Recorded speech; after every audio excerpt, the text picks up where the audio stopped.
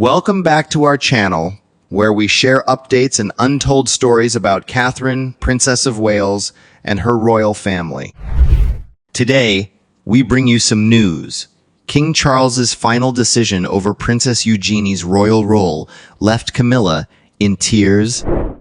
An announcement has said that King Charles has given his approval for Princess Eugenie to take on a new royal role that is particularly surprising.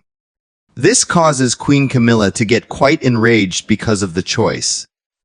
A timeless scene for the beginning of a new chapter. The Garrison Chapel in Chelsea, a Gothic revival masterpiece steeped in military history, offered an appropriate background for Princess Eugenie's most recent royal attempt.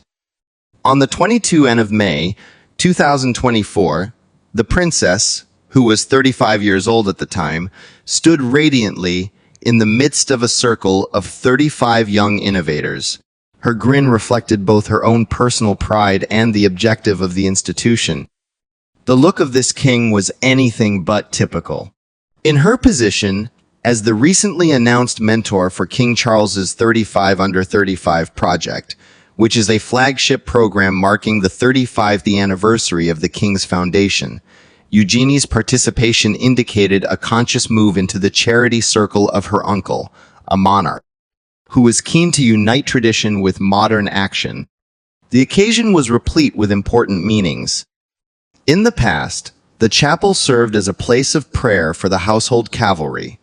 Nevertheless, it is currently the location of a meeting that includes social entrepreneurs, craftsmen, and climate activists. Her posture was a combination of royal majesty and accessible charm, and she mingled with awardees in a warm and friendly manner while wearing an emerald green gown that had been customized to her body. This moment was a reclaiming for a princess who has often negotiated the shadows of her family's issues. It was an opportunity for her to reframe her narrative via engagement in service, artistic endeavors, and sustainable practices.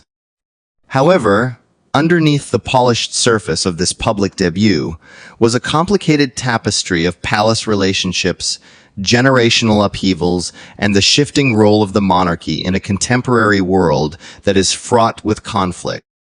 This piece, the new task that Eugenie has taken on, the strategic vision that King Charles has for the future, and the undercurrents of conflict and ambition that are shaping royal life in the present day. Harmony and innovation are the legacy that the King's Foundation has left behind. The King's Foundation, which was first established in 1990 as the Prince's Foundation, has been the expression of Charles's philosophical and environmental worldview for a very long time. As a result of his conviction that people, places, and the planet must dwell in harmony, the charitable organization has developed from a specialized architectural conservator into a force that encompasses a wide range of disciplines. The educational division of the company, for example, educates 1,000 students each year in the areas of sustainable design, historical crafts, and community-led development. This combined dedication to ecological care and cultural preservation is shown in Charles's participation in programs such as the Traditional Building Craft Fellowship and the Urban Farming Initiative. Following Charles's succession in 2023, the renaming of the organization to the King's Foundation was more than just a semantic modification. The monarchy was to be positioned as a catalyst for systemic change, which was a greater mission that was shown by this. This change is shown by the 35 Under 35 campaign, which was initiated to celebrate the anniversary of the founding of the organization. The program connects with Charles's lifetime activism by highlighting young leaders in industries ranging from regenerative agriculture to ethical fashion. At the same time, it appeals to a generation that is struggling with climate fear and cultural displacement. Dame Ann Lim, who serves as the chairperson of the charity, referred to the program as a living testament to the King's belief in intergenerational collaboration. It is a monument to the monarchy's continuing cultural capital that there were over 500 candidates competing for the 35 available places. A neurodiverse artist who is recreating medieval stonemasonry skills is one of the honorees. Other honorees include a marine scientist who is 22 years old and is researching procedures for restoring coral reefs, a textile cooperative and its founder who is 19 years old, and a zero-waste textile cooperative. Charles's vision is defined by the junction of innovation and tradition, and each of them exemplifies that relationship. In the realm of art and activism, Eugenie serves as a royal bridge. The mentoring that Princess Eugenie is receiving is both a return to her roots and a new beginning for her. Through her position as director of Hauser and Wirth, a famous contemporary art gallery that has locations in London, Somerset, and other worldwide cities, she has established a reputation for being an arts professional who is both knowledgeable and hands-on. Her work there, which includes mentoring up-and-coming artists and curating shows, fits in well with the Foundation's emphasis on the preservation of cultural traditions.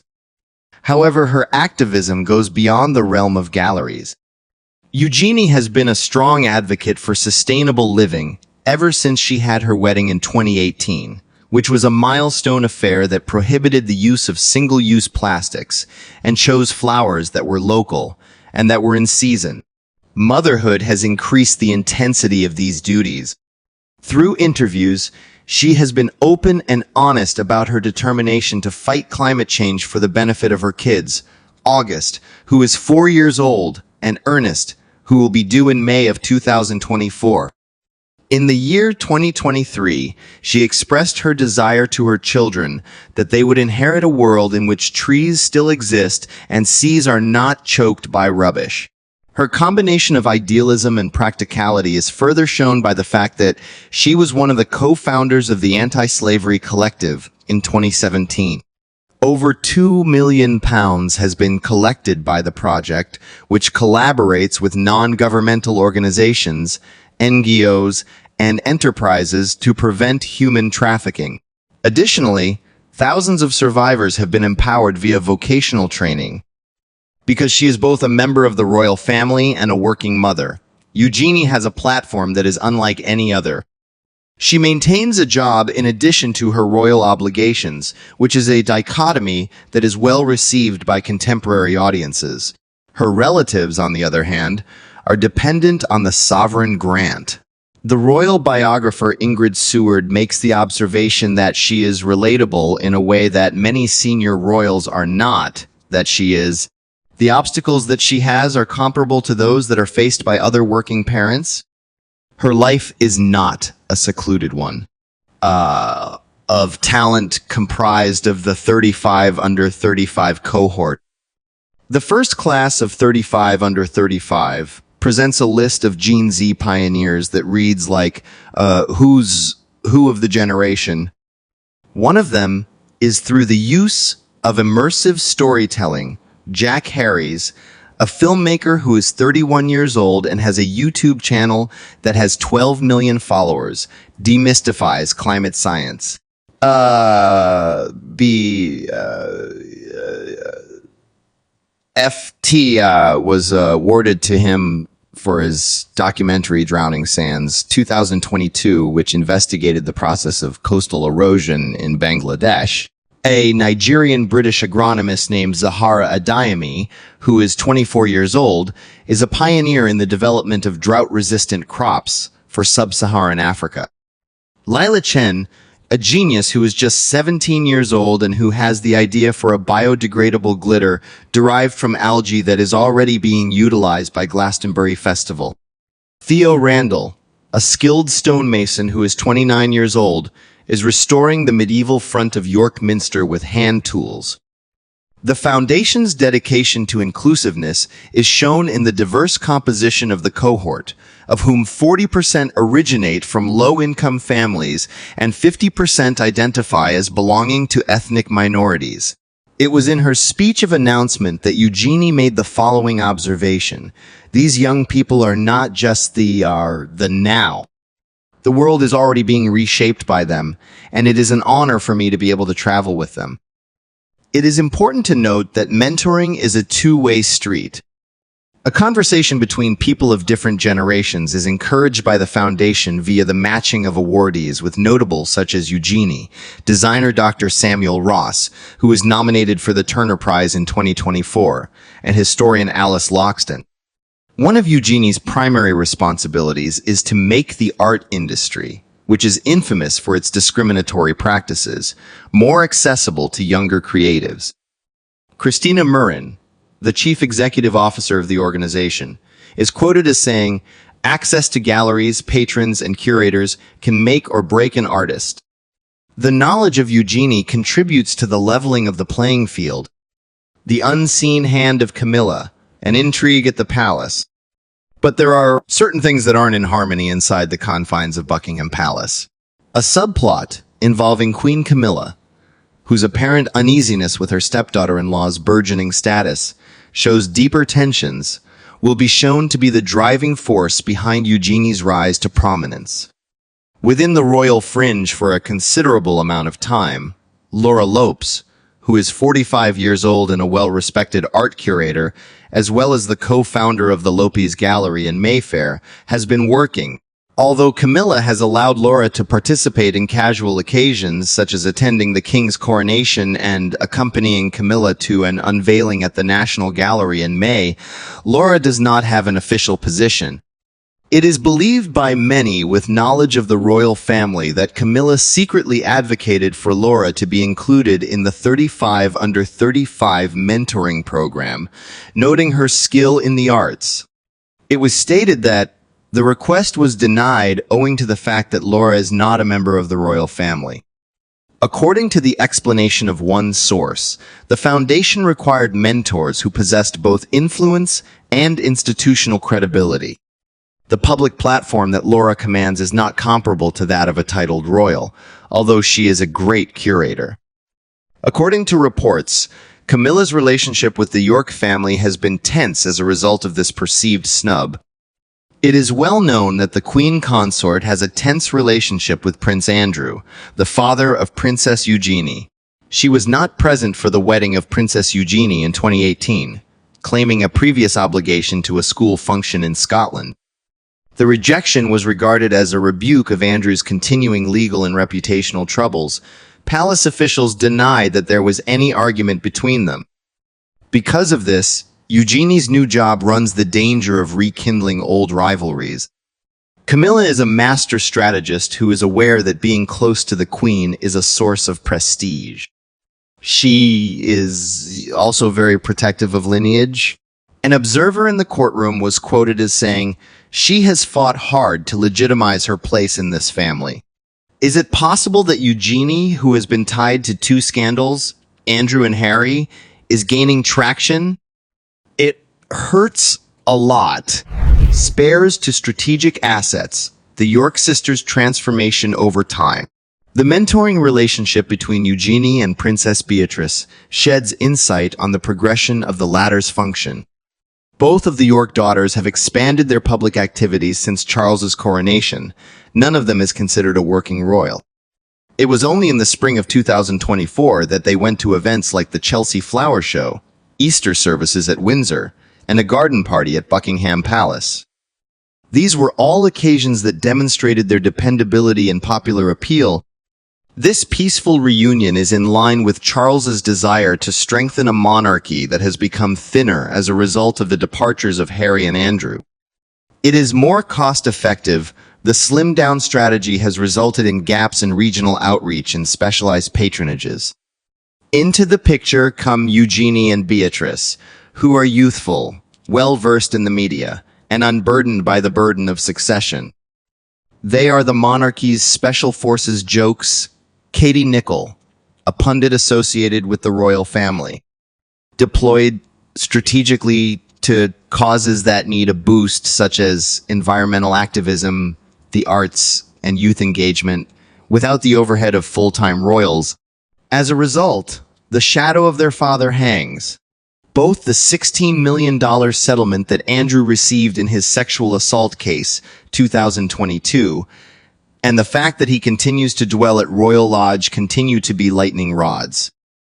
Even if they are disapproving of his acts, Eugenie and Beatrice are walking a tightrope since they are supporting the crown, but at the same time distancing themselves from his faults. Because of this, Charles's choice to engage Eugenie is not only a reward for their faithfulness, but it also serves as a statement that the family places a higher value on redemption than they do on blood relationships. In his explanation, constitutional scholar Dr. Robert Lacey notes that Charles's embrace of Eugenie creates a barrier between the daughter and her father. It's a masterclass in royal diplomacy, punishing Andrew without alienating his children, said the royal. The public reaction, applause, skepticism, and the branding of the royal family. It has been a fascinating contrast to see how people have responded to Eugenie's appointment. Over 300,000 people liked her post on Instagram, which announced the job, and her followers praised her genuine passion and her ability to connect with others. This is what one commenter had to say about her. She's not just a pretty face. She works for a living. There were some individuals who made positive similarities to Princess Kate, pointing out that Eugenie has a strong professional background in the arts. Opponents, on the other hand, questioned the meritocratic nature of the nomination. Public relations stunt to make the monarchy appear woke. As an alternative to selected tokens, why not tutor genuine children from working-class families? This kind of criticism is reflective of wider discussions about the usefulness of the monarchy in a period of unprecedented inequality. Royal historians provided views that were more nuanced. Dr. Ed Owens, historian of Queen Elizabeth, I lauded the program for its modernizing impulse, but he warned against overestimating the York sisters' level of dedication to the cause. Since Eugenie is a skilled curator, the question is whether or not she will prioritize above her day job. In her ability to follow through, the evidence will be found. In the meanwhile, the media has been obsessed with the relationship between Meghan Markle and the royal family. At the beginning of the year 2021, Meghan began her 40x40 mentorship effort with the purpose of empowering women. Eugenie openly endorsed this initiative. As a result of the similarities, there has been conjecture that Charles's team is borrowing Meghan's script, which is a concept that palace insiders completely reject, as saying mentorship is not her invention. The Prince's Trust has been acting in this manner for many years. How the monarchy acts as a force multiplier in the bigger picture. Eugenie's job representation of Charles's overarching aim. The crown as a convener rather than a relic. This approach is a reflection of his activism for the environment, in which he works more as a worldwide cheerleader for climate solutions than as a policy wonk. During this time, the King's Foundation is transformed into a vehicle for the continuation of the dynasty. In the same way that Queen Elizabeth, I progressively passed on her several to younger members of the royal family, Charles is preparing Eugenie to be the custodian of his legacy. Is it possible that she may one day lead the foundation? It is premature, according to the sources, but it is not unfathomable. In a politically precarious period, the move helps to strengthen a subtle reprimand to Harry and a hint to William. His successor, Charles, sends the message that devotion is rewarded by bringing Eugenie to the forefront of the conversation. In addition, it appeases Sarah Ferguson, whose ecstatic social media adulation for Eugenie, "My daughter is lighting up the world," contributes to the perpetuation of the tripod narrative of maternal and royal duty. Putting the monarchy in conclusion. The mentoring relationship between Princess Eugenie and the monarchy is more than just a philanthropic assignment. It is a predictor of the future of the monarchy. Charles recognizes in her connection between different ages. She is a princess who embraces the traditions of the crown while also embracing the urgency of contemporary problems. Nevertheless, her trip is plagued with complexities, including a step-aunt's jealousy, a father's dishonor, and a public that is always on the lookout for embarrassing mistakes.